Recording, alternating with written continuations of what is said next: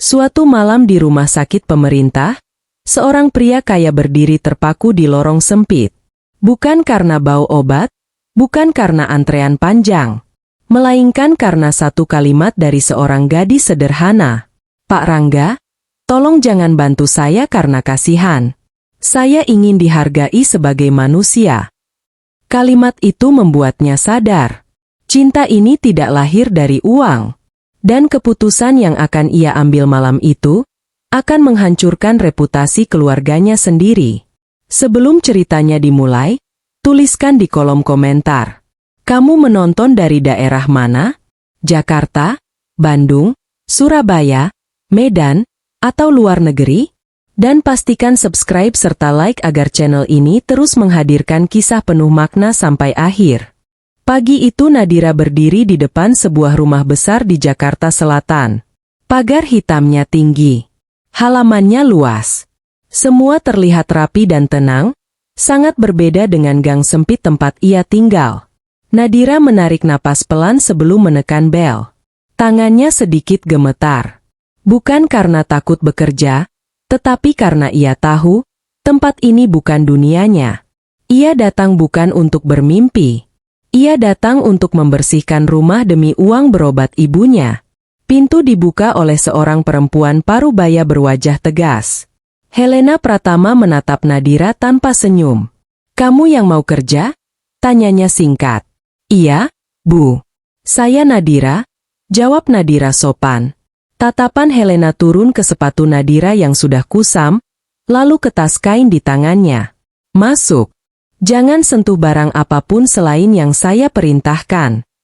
Nadira mengangguk. Ia sudah terbiasa diperlakukan seperti itu. Di dalam rumah, suasana terasa dingin. Lantai mengilap, furnitur mahal, dan aroma pewangi ruangan menyengat. Nadira berjalan pelan, takut salah langkah. Tak lama, seorang perempuan muda muncul dari tangga. Penampilannya rapi, wajahnya penuh percaya diri. "Clara, kamu yang bantu bersih-bersih?" tanyanya sambil menyilangkan tangan. "Iya, Mbak." Clara tersenyum tipis, bukan senyum ramah. "Pastikan tanganmu bersih. Ini rumah orang, bukan tempat asalmu." Nadira menunduk. Kata-kata itu menekan, tapi ia memilih diam. Saat mulai bekerja, Nadira membersihkan ruang tamu dengan hati-hati. Ia tidak berani menyentuh apapun yang tidak diperintahkan. Setiap gerakannya terasa diawasi. Dari kejauhan, seorang pria berdiri di balik pintu kaca. Rangga Pratama. Ia hanya melirik sekilas, lalu kembali menatap ponselnya. Tidak ada sapaan, tidak ada penilaian. Dingin dan datar. Siang menjelang. Nadira mulai lelah, tapi tetap bekerja. Ia membersihkan rak foto keluarga. Di sanalah matanya berhenti. Sebuah foto besar terpajang rapi. Rangga dan Clara berdiri berdampingan, mengenakan pakaian formal. Senyum mereka sempurna. Nadira menelan ludah. Dadanya terasa sesak tanpa alasan yang jelas. Ia sadar, jarak antara dirinya dan rumah ini bukan hanya soal uang. Ini tentang kelas. Tentang posisi. Tentang siapa yang dianggap layak. Langkah kaki terdengar di belakangnya. Rangga berdiri tak jauh, menatap rak yang sedang dibersihkan. Nadira buru-buru menunduk. "Maaf, Pak. Saya sudah hampir selesai." Rangga mengangguk singkat. "Kerjakan saja." Nada suaranya tenang, tapi tidak hangat. Saat Rangga berbalik pergi, Nadira berbisik sangat pelan, hampir tak terdengar. "Aku tidak pantas berada di rumah ini." Ia tidak tahu, Rangga berhenti melangkah sejenak sebelum melanjutkan langkahnya. Dan pagi itu, tanpa mereka sadari, sebuah cerita panjang baru saja dimulai. Hari kedua Nadira bekerja dimulai dengan suasana yang jauh lebih sunyi dari kemarin. Rumah besar itu tetap rapi, tapi udara terasa lebih berat. Tidak ada sapaan. Tidak ada instruksi ramah. Nadira langsung bekerja begitu tiba. Ia menyapu, mengepel, dan membersihkan meja makan sesuai perintah Helena hari sebelumnya. Semua ia lakukan dengan hati-hati, seolah setiap kesalahan kecil bisa menjadi alasan untuk mengusirnya. Ia sadar, di rumah seperti ini, kepercayaan tidak datang dengan mudah, terutama untuk orang sepertinya. Menjelang siang, Helena turun dari lantai atas dengan wajah tegang. Langkahnya cepat, matanya menyapu ruangan. "Kamu lihat kotak perhiasan kecil di meja kamar saya?" tanyanya tiba-tiba. Nadira berhenti bekerja. "Tidak, Bu. Saya belum masuk kamar Ibu." Helena tidak langsung menjawab. Ia berjalan menuju kamarnya. Beberapa menit kemudian, suara pintu dibuka dengan keras terdengar dari lantai atas. "Perhiasan saya tidak ada." Kalimat itu diucapkan dengan nada dingin, tapi jelas mengandung tuduhan. Clara muncul dari ruang makan. "Yang masuk rumah hari ini cuma dia, kan?" katanya sambil melirik Nadira. Nadira menegang. "Saya tidak menyentuh barang apapun selain yang diperintahkan," ucapnya pelan. Helena menatapnya lama. Tatapan itu bukan marah, tapi curiga. "Semua orang bisa bicara," jawab Helena singkat. Suasana menjadi kaku. Tidak ada teriakan, tapi tekanan terasa jelas. Nadira kembali bekerja, meski tangannya mulai gemetar. Ia merasa diawasi dari setiap sudut. Dari lantai atas, Rangga memperhatikan semua itu tanpa berkata apa-apa. Ia tidak membela, tapi juga tidak langsung menuduh. Wajahnya tetap datar. Siang berlalu. Tidak ada keputusan. Tidak ada permintaan maaf. Nadira dibiarkan bekerja dalam bayang-bayang kecurigaan. Sore hari, seorang tamu keluarga datang. Saat hendak pergi, ia mendapati dompetnya tertinggal di sofa ruang tamu. Nadira menemukannya saat membersihkan. Ia ragu sejenak. Lalu ia menyusul tamu itu sampai ke halaman. "Maaf, Pak. Dompet Bapak tertinggal," ucapnya sambil menyerahkan dompet itu. Tamu tersebut tersenyum dan mengucapkan terima kasih. Kejadian itu tidak disaksikan siapapun kecuali Rangga, yang melihat dari balik jendela lantai 2. Malam mulai turun. Helena kembali ke ruang tamu dengan wajah tidak puas. "Kita akan cari tahu siapa yang mengambil perhiasan itu," katanya tegas. Clara menambahkan, "Beberapa kamera CCTV mati sejak pagi." "Aneh sekali." Nadira terkejut. "Saya tidak tahu soal itu," katanya cepat. Rangga akhirnya bicara. "Kamera rusak tidak selalu berarti disengaja," ucapnya singkat. Clara menoleh. "Mas membelanya?" "Tidak," jawab Rangga. "Saya hanya ingin fakta." Kata-kata itu membuat ruangan kembali sunyi. Malam itu, saat semua orang sudah naik ke kamar, Rangga turun sendiri ke ruang kontrol CCTV. Ia menatap layar kosong yang seharusnya merekam sepanjang hari. Ada sesuatu yang tidak masuk akal.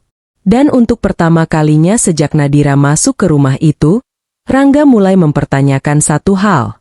Benarkah gadis itu bersalah? Atau prasangka telah berjalan terlalu jauh? Pagi ketiga Nadira datang lebih awal dari biasanya.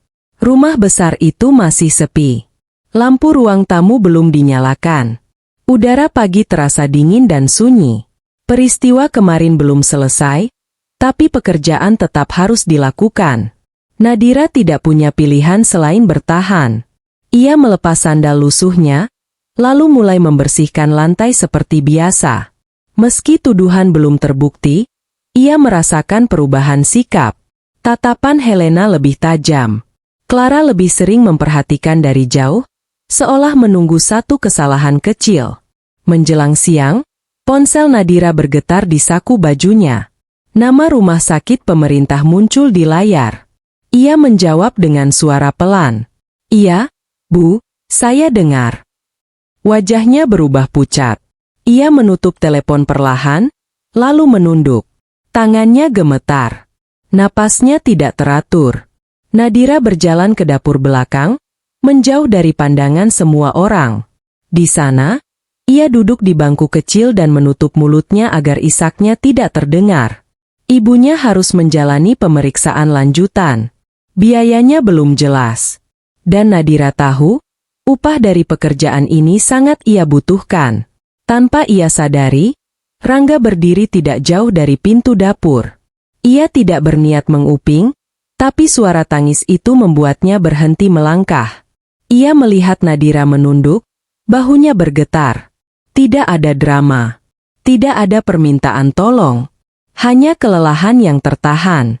Rangga tidak mendekat. Ia hanya berdiri, lalu kembali ke ruang kerjanya dengan pikiran yang mulai kacau. Siang berganti sore. Rangga duduk di ruang kerjanya, menatap berkas tanpa fokus.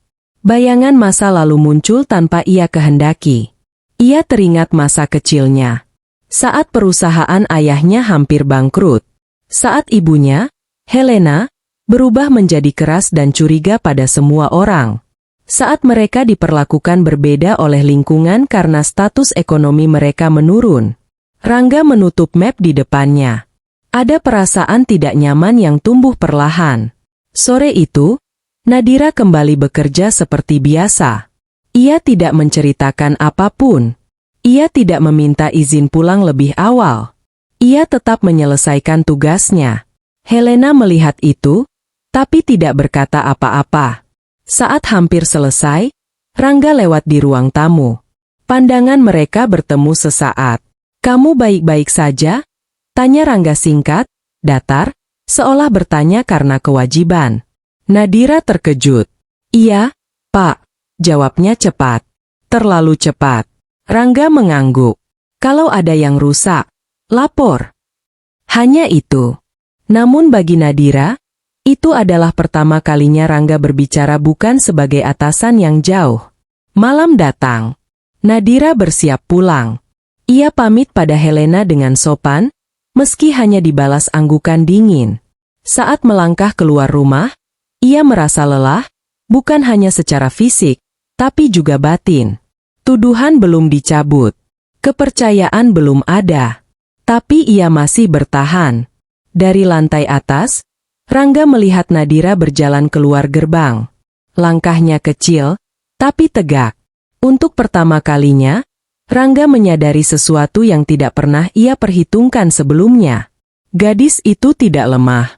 Ia hanya tidak punya tempat untuk bersandar. Dan kesadaran itu perlahan mengubah cara Rangga memandang segalanya. Hari keempat Nadira bekerja dimulai dengan suasana yang terasa berbeda. Bukan lebih tenang, justru lebih menekan. Sejak pagi, Clara terlihat lebih sering berada di rumah. Ia tidak lagi sekadar mengamati. Tatapannya kini penuh perhitungan. Setiap kali Nadira lewat, Clara seakan mencatat sesuatu di kepalanya. Nadira merasakannya, tapi memilih fokus bekerja. Ia tahu, kesalahan sekecil apapun bisa menjadi alasan untuk kembali menuduhnya. Menjelang siang, Helena memanggil Nadira ke ruang tamu. "Kamu kemarin lama di dapur belakang?" ucap Helena tanpa basa-basi. Nadira terkejut. "Iya, Bu. Saya sedang membersihkan area belakang." Clara menyela dengan nada santai tapi menusuk. "Aneh ya, Mas. Rumah sebesar ini, tapi kok tempat favoritnya dapur belakang?" Nadira menunduk. "Saya hanya bekerja, Mbak." Helena tidak menjawab. Ia hanya menghela napas pendek, seolah lelah, tapi sebenarnya curiga. Sore hari, Clara duduk di ruang makan sambil memainkan ponselnya. Ia tersenyum kecil saat melihat satu foto di layar. Foto itu menampilkan Nadira dan Rangga di ruang tamu, diambil dari sudut tertentu. Jarak mereka sebenarnya biasa saja, tapi sudut pengambilan membuatnya terlihat seolah mereka berdiri sangat dekat. Clara mengeditnya sedikit. Tidak berlebihan. Cukup untuk menimbulkan kesan salah. Malamnya, Helena menerima foto itu dari Clara. "Kamu lihat ini," kata Clara pelan, seolah tidak ingin membuat masalah, padahal justru sebaliknya. Helena menatap layar ponsel cukup lama. Rahangnya mengeras. "Kamu mengerti sekarang kenapa saya tidak pernah percaya orang seperti dia?" ucap Helena dingin. Tanpa menunggu penjelasan, Helena memanggil Nadira ke ruang keluarga. Nadira datang dengan jantung berdebar. Kamu punya sesuatu yang mau kamu jelaskan? Tanya Helena sambil menunjukkan ponsel. Nadira melihat foto itu dan terdiam. Itu bukan seperti yang ibu pikirkan. Clara berdiri di samping Helena. Mas Rangga memang baik, tapi bukan berarti semua orang boleh mendekat seenaknya. Nadira menatap Clara, lalu Helena. Saya tidak pernah berniat apapun. Saya hanya bekerja. Helena bangkit dari duduknya. Cukup. Saya tidak mau rumah ini jadi bahan pembicaraan. Rangga baru masuk saat suasana sudah memanas. Ada apa? Tanyanya. Helena langsung berkata, pekerja ini tidak cocok lagi di rumah kita. Rangga menoleh ke Nadira. Tatapan mereka bertemu sesaat. Apa alasannya? Tanya Rangga, suaranya tetap tenang. Clara menjawab cepat. Bukan hal besar. Tapi lebih baik diakhiri sebelum jadi masalah. Nadira membuka mulut untuk bicara, tapi Helena mengangkat tangan. Saya tidak butuh penjelasan, ucap Helena tegas. Kamu bisa pulang sekarang. Ruangan itu sunyi. Tidak ada teriakan. Tidak ada pembelaan panjang. Nadira menunduk. Baik, Bu. Ia tidak menangis. Ia tidak memohon. Ia hanya membungkuk sopan, lalu berjalan mengambil tasnya. Saat melewati Rangga, langkahnya berhenti sejenak. Rangga ingin berkata sesuatu, tapi kata-kata itu tidak keluar. Gerbang rumah itu tertutup di belakang Nadira. Ia berjalan menjauh tanpa menoleh. Dari balik jendela, Rangga berdiri diam. Di tangannya, ponsel yang masih menampilkan foto itu. Dan untuk pertama kalinya, ia merasakan satu hal yang sangat jelas. Ada sesuatu yang salah. Dan kali ini, kesalahannya mungkin bukan pada Nadira. Malam itu Nadira berjalan tanpa tujuan jelas. Lampu jalan menyala redup. Suara kendaraan lewat begitu saja, seolah tidak peduli pada langkah kecilnya. Tas kain di pundaknya terasa ringan, tapi dadanya terasa berat. Pekerjaan yang ia harapkan menjadi jalan keluar, berakhir begitu saja. Tanpa pembelaan. Tanpa kesempatan menjelaskan. Ia terus berjalan sampai akhirnya tiba di kontrakan sempit tempat ia tinggal bersama ibunya. Di dalam kontrakan, udara terasa pengap. Atap seng masih bocor di satu sudut. Nadira duduk di lantai, bersandar ke dinding, mencoba menenangkan pikirannya. Belum sempat ia beristirahat, ponselnya kembali bergetar. Nama rumah sakit muncul lagi. Ibu Nadira, suara di seberang terdengar hati-hati. Kondisi ibu Anda menurun. Kami sarankan segera datang. Nadira terdiam beberapa detik. Baik, saya ke sana sekarang. Ia berdiri dengan kaki gemetar, lalu bergegas keluar kontrakan. Rumah sakit pemerintah malam itu penuh. Lorong-lorong ramai oleh keluarga pasien. Nadira duduk di bangku plastik, menunggu dengan tangan saling menggenggam. Bu Sari terbaring lemah di ranjang. Wajahnya pucat, napasnya pendek. Nadira, ucap Bu Sari pelan. Iya, Bu. Aku di sini, jawab Nadira sambil menggenggam tangan ibunya. Dokter menjelaskan kondisi Bu Sari dengan singkat dan jelas. Pemeriksaan lanjutan dibutuhkan. Biaya belum bisa dipastikan. Nadira mengangguk, meski kepalanya terasa kosong. Di luar ruangan, ia duduk sendirian. Matanya menatap lantai. Pikirannya berputar. Ia menghitung uang yang tersisa. Tidak cukup. Pekerjaan sudah hilang. Tidak ada jaminan apapun. Untuk pertama kalinya sejak lama, Nadira merasa benar-benar sendirian. Ia teringat desanya. Tempat yang selalu ia tinggalkan demi mencari penghidupan lebih baik. Pulang berarti menyerah. Tapi bertahan di kota terasa semakin berat. Malam semakin larut. Di saat yang sama, di rumah mewah Jakarta Selatan, Rangga duduk di ruang kerjanya. Ponsel masih di tangannya. Foto editan itu sudah ia perhatikan berulang kali. Ada detail yang mengganggunya. Bayangan cahaya. Sudut pengambilan. Jeda waktu. Ini bukan foto spontan. Ketukan pelan terdengar di pintu. Damar masuk. "Mas," ucap Damar hati-hati. "Soal CCTV kemarin, saya cek ulang." Rangga menoleh. "Dan ada satu rekaman cadangan. Tidak terhubung ke sistem utama." Damar menyerahkan flash disk kecil. Rangga menatapnya lama, lalu mengambilnya. Kembali ke rumah sakit, Nadira berdiri di depan loket administrasi. Ia membaca angka-angka di kertas tagihan dengan mata kabur. Ia menarik napas panjang, lalu berkata pelan, seolah pada dirinya sendiri. "Kalau aku harus pergi, aku akan pergi." Ia menoleh ke arah kamar ibunya, lalu duduk kembali di bangku plastik. Tak lama, seseorang berdiri di hadapannya. "Nadira." Ia mendongak. "Damar, kamu kenapa di sini?" tanyanya terkejut. Damar duduk di sampingnya. "Aku tahu kamu diusir tanpa salah. Aku juga tahu kamu tidak akan minta tolong." Ia menyerahkan flash disk itu ke tangan Nadira. "Di sini ada bukti. Rekaman asli. Foto itu tidak seperti yang mereka kira." Nadira menatap benda kecil di tangannya. Tangannya bergetar. "Aku tidak tahu harus bagaimana," ucapnya jujur. Damar menatapnya tenang. "Kamu tidak harus memutuskan sekarang. Tapi kebenaran ini ada." Malam itu, di lorong rumah sakit yang dingin, Nadira memegang dua hal penting dalam hidupnya.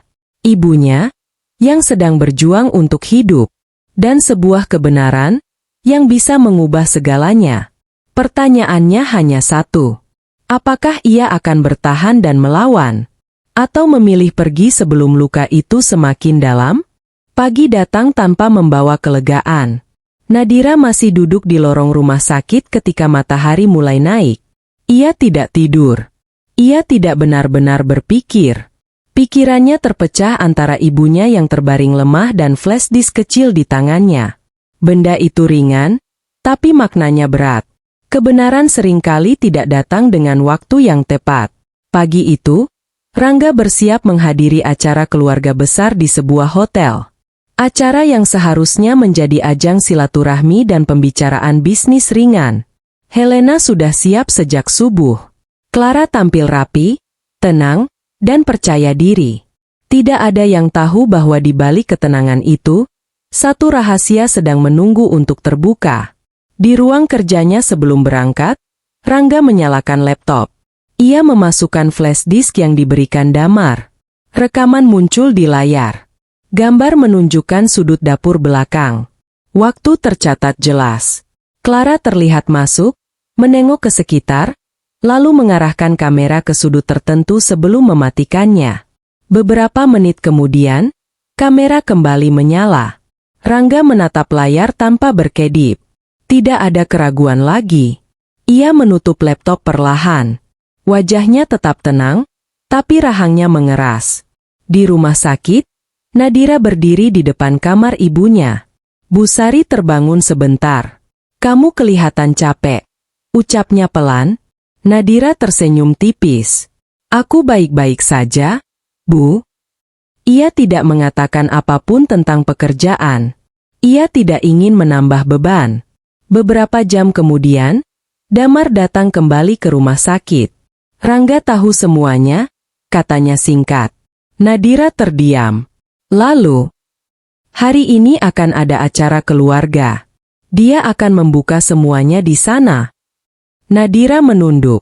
"Aku tidak mau datang." Damar mengangguk. "Kamu tidak perlu. Ini bukan tentang membela diri. Ini tentang menghentikan kebohongan." Sore hari, ballroom hotel dipenuhi tamu. Suasana elegan, penuh senyum dan basa-basi. Helena berbincang dengan kerabatnya. Clara berdiri di sampingnya, anggun seperti biasa. Rangga berdiri di depan panggung kecil. Ia memegang mikrofon. "Ada satu hal yang perlu saya sampaikan sebelum acara dilanjutkan," ucapnya. Beberapa tamu menoleh. Helena menatap Rangga dengan alis berkerut. Rangga memberi isyarat pada petugas. Layar besar menyala. Rekaman diputar. Ruangan yang tadinya ramai menjadi sunyi. Clara membeku. Helena berdiri perlahan dari kursinya. "Apa ini?" tanya Helena, suaranya bergetar. "Ini kebenaran?" jawab Rangga tenang. Clara mencoba bicara. "Mas, ini tidak seperti yang terlihat." Rangga menoleh. "Cukup." Rekaman berlanjut hingga jelas bahwa foto yang beredar adalah hasil manipulasi. Bisik-bisik terdengar di antara tamu. Beberapa menunduk. Beberapa saling bertukar pandang. Helena menutup mulutnya dengan tangan. Matanya berkaca-kaca, bukan karena malu pada tamu, tapi karena sadar ia telah salah menilai. "Selama ini," kata Rangga, suaranya tetap rendah tapi tegas, "kita terlalu cepat menilai orang dari tempat ia berdiri." Clara melangkah mundur. Wajahnya pucat. "Aku hanya ingin melindungi keluarga," katanya lirih. Rangga menggeleng. "Kamu melindungi dirimu sendiri." Acara berakhir tanpa tepuk tangan. Tamu-tamu meninggalkan ruangan dengan suasana canggung. Malam itu, Rangga tidak ikut makan malam keluarga. Ia langsung pergi. Beberapa jam kemudian, ia berdiri di depan rumah sakit pemerintah. Tempat yang tidak biasa ia datangi. Ia menemukan Nadira duduk di lorong yang sama seperti malam sebelumnya. "Nadira?" panggilnya pelan. Nadira menoleh. Wajahnya lelah, tapi tenang. "Kebenaran sudah dibuka," kata Rangga. "Aku minta maaf." Nadira mengangguk pelan. "Terima kasih sudah mengatakan yang sebenarnya." Tidak ada pelukan. Tidak ada janji. Hanya keheningan yang jujur. Saat Rangga melangkah pergi, ia sadar satu hal yang terlambat ia pahami. Membersihkan nama Nadira bukan akhir. Itu baru permulaan. Karena kepercayaan yang hancur tidak bisa pulih hanya dengan kebenaran. Sejak malam di rumah sakit itu, tidak ada pesan. Tidak ada telepon. Tidak ada kabar. Nadira kembali pada rutinitasnya di rumah sakit dan kontrakan. Ia datang pagi, pulang malam, dan menunggu kabar tentang kondisi ibunya. Dunia seolah berjalan seperti biasa, meski hatinya tidak. Kebenaran sudah terungkap, tapi dampaknya tidak serta-merta mengubah. Beberapa hari setelah acara keluarga, Bu Sari mulai menunjukkan perkembangan. Dokter menyampaikan bahwa kondisinya stabil, meski masih perlu pengawasan. Nadira bersyukur, tapi kecemasan belum sepenuhnya pergi. Biaya tetap menjadi bayangan. Di luar rumah sakit, Nadira mulai mencari pekerjaan baru. Ia menyapu warung, membantu kios kecil, dan menerima pekerjaan apapun yang bisa ia lakukan. Tidak ada gengsi. Tidak ada keluhan. Di sisi lain kota, Rangga kembali ke rutinitas kantornya. Rapat demi rapat ia jalani. Keputusan bisnis ia ambil dengan kepala dingin seperti biasa. Tapi setiap jeda, pikirannya kembali pada satu hal. Lorong rumah sakit itu. Dan wajah Nadira yang tenang meski terluka. Rangga ingin menghubungi Nadira. Nomornya masih tersimpan. Tapi jarinya selalu berhenti sebelum menekan layar. Ia takut. Takut kehadirannya justru dianggap bentuk tanggung jawab palsu. Takut perasaannya terlihat seperti rasa bersalah yang dibungkus perhatian. Helena beberapa kali mencoba bicara dengannya. "Kamu tidak perlu merasa bersalah berlebihan," kata Helena suatu sore. Rangga menatap ibunya lama. "Justru karena itu aku tidak ingin salah lagi." Helena terdiam. Ia mulai menyadari bahwa luka yang ia ciptakan tidak bisa ditutup dengan permintaan maaf singkat. Sementara itu, Clara tidak lagi muncul di rumah. Namanya jarang disebut. Keluarga memilih diam, seolah ingin melupakan semuanya. Suatu sore, Damar melapor pada Rangga. "Nadira sudah bekerja lagi," katanya. "Bukan di tempat besar. Tapi dia tidak mau menerima bantuan." Rangga mengangguk pelan. Ia tidak terkejut. Ia sudah menduganya. Beberapa hari kemudian, Rangga melihat Nadira dari kejauhan di depan sebuah toko kecil dekat rumah sakit. Nadira membantu menata barang, wajahnya lelah tapi fokus. Rangga tidak mendekat. Ia hanya berdiri di seberang jalan, memperhatikan. Ia sadar, jika ia masuk ke hidup Nadira sekarang, semua akan kembali rumit. Nama, status, kelas sosial. Dan yang paling ia takutkan, Nadira akan kembali disakiti oleh bisik-bisik orang. Malam itu, Rangga menulis pesan panjang. Ia membaca ulang, lalu menghapusnya. Di kontrakan, Nadira duduk di samping ibunya. "Kamu kenapa kelihatan melamun?" tanya Bu Sari pelan. Nadira tersenyum tipis. "Tidak apa-apa, Bu. Cuma capek." Ia tidak menceritakan apapun tentang Rangga. Ia tidak ingin berharap pada sesuatu yang belum jelas. Hari-hari berlalu. Tidak ada pertemuan. Tidak ada penjelasan lanjutan. Namun jarak itu justru memperjelas perasaan masing-masing.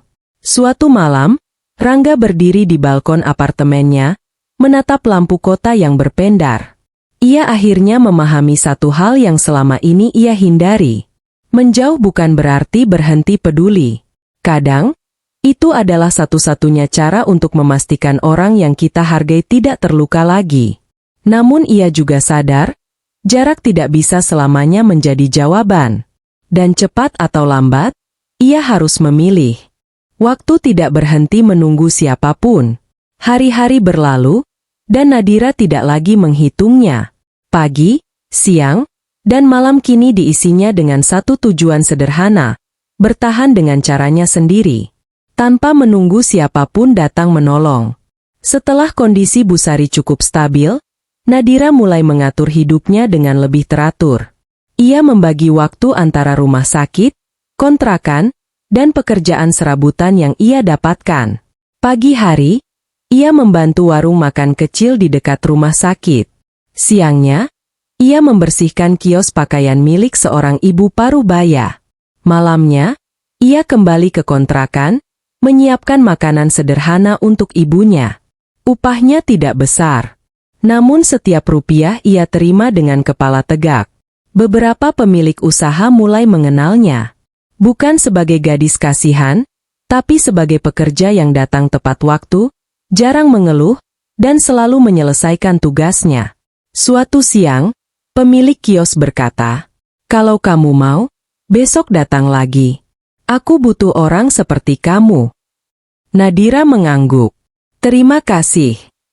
Di rumah sakit, Bu Sari memperhatikan perubahan itu. "Kamu sekarang kelihatan lebih tenang," ucapnya suatu sore. Nadira tersenyum kecil. "Aku cuma belajar pelan-pelan, Bu." Ia tidak mengatakan bahwa setiap malam, tubuhnya lelah. Ia tidak mengatakan bahwa ada hari-hari ia hampir menyerah. Di sisi lain kota, Rangga menerima laporan dari Damar tentang perkembangan usaha kecil di sekitar rumah sakit. Salah satu nama yang disebut membuatnya terdiam. "Nadira?" tanyanya. "Iya," jawab Damar. "Dia dipercaya banyak orang. Padahal dia menolak semua bentuk bantuan dari kita." Rangga tidak berkata apa-apa. Namun sore itu, ia memutuskan untuk melihat sendiri. Ia berdiri di seberang jalan, memperhatikan Nadira dari kejauhan. Nadira sedang membantu seorang pelanggan, menjelaskan barang dengan sabar. Wajahnya lelah, tapi sikapnya tegas. Tidak ada sisa ketergantungan. Tidak ada bayangan meminta tolong. Rangga menyadari satu hal yang selama ini luput dari perhatiannya. Nadira tidak berubah karena kebenaran terungkap. Ia berubah karena ia memilih berdiri sendiri. Malam itu, Rangga akhirnya memberanikan diri mendekat. Ia menunggu hingga Nadira selesai bekerja. "Nadira?" panggilnya. Nadira menoleh. Ia terkejut, tapi tidak gugup. "Ada apa, Pak?" tanyanya sopan, menjaga jarak. Rangga menarik napas. "Aku ingin menawarkan bantuan. Untuk ibumu. Untuk pekerjaan yang lebih baik." Nadira terdiam beberapa detik, lalu menggeleng pelan. "Terima kasih," katanya. "Tapi aku ingin menyelesaikan ini sendiri." Rangga menatapnya. "Kamu tidak harus sendirian." "Aku tahu," jawab Nadira. Tapi aku juga tidak ingin hidupku selalu dihubungkan dengan rasa kasihan atau masa lalu. Kalimat itu sederhana, tapi tegas. Rangga mengangguk. Ia tidak memaksa. Kalau begitu, katanya pelan, aku akan menghormatimu. Nadira tersenyum tipis. Terima kasih. Malam itu, Rangga pulang dengan perasaan yang tidak biasa. Bukan kecewa, melainkan kagum. Ia akhirnya mengerti, Nadira bukan gadis miskin yang perlu diselamatkan. Ia adalah perempuan yang memilih jalannya sendiri, meski sulit. Di kontrakan kecil itu, Nadira menatap ibunya yang tertidur dengan tenang. Untuk pertama kalinya, ia tidak lagi merasa kecil di hadapan siapapun. Dan di tempat lain, Rangga menyadari satu kebenaran yang tak bisa ia hindari lagi. Jika ia ingin mendekati Nadira, ia harus datang bukan sebagai penyelamat, melainkan sebagai seseorang yang setara. Tidak semua keputusan besar datang dengan suara keras. Sebagian justru hadir dalam keheningan, saat seseorang akhirnya jujur pada dirinya sendiri. Rangga sampai pada titik itu di suatu pagi yang biasa, tanpa peristiwa istimewa, tanpa dorongan siapapun. Ia sadar, jika ia terus menunggu waktu yang sempurna, ia tidak akan pernah bergerak. Hari itu Rangga tidak langsung ke kantor. Ia berhenti di sebuah toko sederhana, membeli buah dan beberapa keperluan rumah sakit. Tidak ada bunga mahal. Tidak ada barang mewah. Ia ingin datang sebagai dirinya sendiri. Di rumah sakit pemerintah, Nadira sedang membantu ibunya berjalan perlahan di lorong. Bu Sari terlihat lebih segar dibanding minggu-minggu sebelumnya. Kita pelan-pelan saja, kata Nadira sambil menahan langkah ibunya. Bu Sari tersenyum. Ibu senang lihat kamu begini. Saat mereka duduk kembali di bangku lorong, Rangga muncul dari ujung koridor. Langkahnya tidak tergesa, wajahnya tenang. Nadira melihatnya dan sedikit terkejut. Namun kali ini, tidak ada perasaan tertekan seperti dulu. Selamat pagi, sapa Rangga. Pagi, jawab Nadira singkat. Rangga menoleh ke Bu Sari dan membungkuk sopan. Bagaimana kabarnya, Bu? Bu Sari mengangguk. Alhamdulillah, sudah lebih baik. Rangga duduk di kursi seberang. Tidak ada jarak berlebihan. Tidak ada sikap menguasai. Aku kesini bukan untuk menawarkan bantuan, ucap Rangga pelan. Aku kesini karena ingin bicara jujur. Nadira menatapnya. Ia mendengarkan. Aku tahu selama ini aku datang dengan posisi yang salah, lanjut Rangga. Aku bicara saat sudah terlambat. Aku diam saat seharusnya melindungi. Nadira tidak menyela. Rangga menarik napas. Aku tidak ingin kamu merasa berutang apapun. Aku juga tidak ingin kamu merasa hidupmu berubah karena aku. Bu Sari memandang keduanya dengan tenang, lalu berkata pelan, Ibu tunggu di dalamnya. Ia berjalan perlahan masuk ke kamar, memberi ruang tanpa diminta. Lorong kembali sunyi. Nadira, kata Rangga, aku tidak datang sebagai bos. Aku juga tidak datang sebagai penyelamat. Ia berhenti sejenak, lalu melanjutkan. Aku datang sebagai seseorang yang ingin berjalan bersamamu, kalau kamu mau. Nadira terdiam cukup lama. Bukan karena ragu pada Rangga, tapi karena ia ingin jujur pada dirinya sendiri. Aku tidak ingin hidupku kembali berada di bawah bayang-bayang siapapun, ucap Nadira akhirnya. Aku sudah terlalu lama berjuang untuk berdiri sendiri. Rangga mengangguk. Aku mengerti. Ia mengeluarkan sebuah kotak kecil dari saku jasnya. Bukan cincin berlian besar. Hanya cincin sederhana. Aku melamarmu, kata Rangga pelan. Bukan karena aku bisa memberimu segalanya, tapi karena aku ingin membangun segalanya bersamamu. Nadira menatap cincin itu, lalu menatap Rangga. Untuk pertama kalinya, ia tidak melihat jarak kelas, status, atau masa lalu. Ia melihat kejujuran. Aku tidak menjanjikan hidup mudah, lanjut Rangga. Aku hanya menjanjikan kejujuran dan pilihan yang setara. Nadira menarik napas panjang. Matanya berkaca-kaca, tapi suaranya tetap tenang. Aku menerima, katanya, karena kamu datang bukan untuk menyelamatkanku, tapi menghormatiku. Rangga tersenyum kecil. Ia tidak berteriak. Ia tidak berlebihan. Beberapa langkah dari sana, Helena berdiri terpaku. Ia datang tanpa memberitahu, berniat menjenguk. Ia menyaksikan semuanya. Helena mendekat perlahan. Nadira, ucapnya dengan suara bergetar, maafkan saya. Nadira menatap Helena. Aku memaafkan, Bu. Helena menahan air mata. Bukan karena lega, tapi karena akhirnya belajar merendah. Di lorong rumah sakit yang sederhana itu, tidak ada kemewahan. Namun keputusan terbesar dalam hidup mereka telah dibuat. Dan semua yang tersisa kini hanya satu pertanyaan. Bagaimana kehidupan baru ini akan dimulai? Pagi itu Nadira berdiri di depan sebuah rumah besar di Jakarta Selatan. Pagar hitamnya tinggi. Halamannya luas. Semua terlihat rapi dan tenang, sangat berbeda dengan gang sempit tempat ia tinggal. Nadira menarik napas pelan sebelum menekan bel.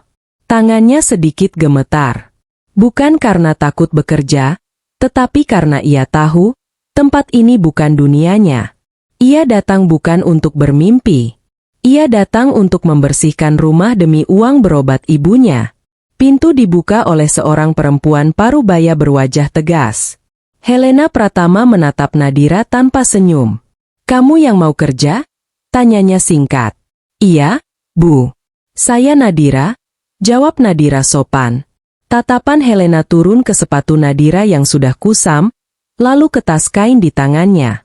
Masuk. Jangan sentuh barang apapun selain yang saya perintahkan. Nadira mengangguk. Ia sudah terbiasa diperlakukan seperti itu. Di dalam rumah, suasana terasa dingin. Lantai mengilap, furnitur mahal, dan aroma pewangi ruangan menyengat. Nadira berjalan pelan, takut salah langkah. Tak lama, seorang perempuan muda muncul dari tangga. Penampilannya rapi, wajahnya penuh percaya diri. Clara, kamu yang bantu bersih-bersih? Tanyanya sambil menyilangkan tangan. Iya, Mbak. Clara tersenyum tipis, bukan senyum ramah. Pastikan tanganmu bersih. Ini rumah orang, bukan tempat asalmu. Nadira menunduk. Kata-kata itu menekan, tapi ia memilih diam. Saat mulai bekerja, Nadira membersihkan ruang tamu dengan hati-hati. Ia tidak berani menyentuh apapun yang tidak diperintahkan. Setiap gerakannya terasa diawasi. Dari kejauhan, seorang pria berdiri di balik pintu kaca. Rangga Pratama. Ia hanya melirik sekilas, lalu kembali menatap ponselnya. Tidak ada sapaan, tidak ada penilaian. Dingin dan datar. Siang menjelang. Nadira mulai lelah, tapi tetap bekerja. Ia membersihkan rak foto keluarga. Di sanalah matanya berhenti. Sebuah foto besar terpajang rapi. Rangga dan Clara berdiri berdampingan, mengenakan pakaian formal. Senyum mereka sempurna. Nadira menelan ludah. Dadanya terasa sesak tanpa alasan yang jelas. Ia sadar, jarak antara dirinya dan rumah ini bukan hanya soal uang. Ini tentang kelas, tentang posisi, tentang siapa yang dianggap layak. Langkah kaki terdengar di belakangnya. Rangga berdiri tak jauh, menatap rak yang sedang dibersihkan.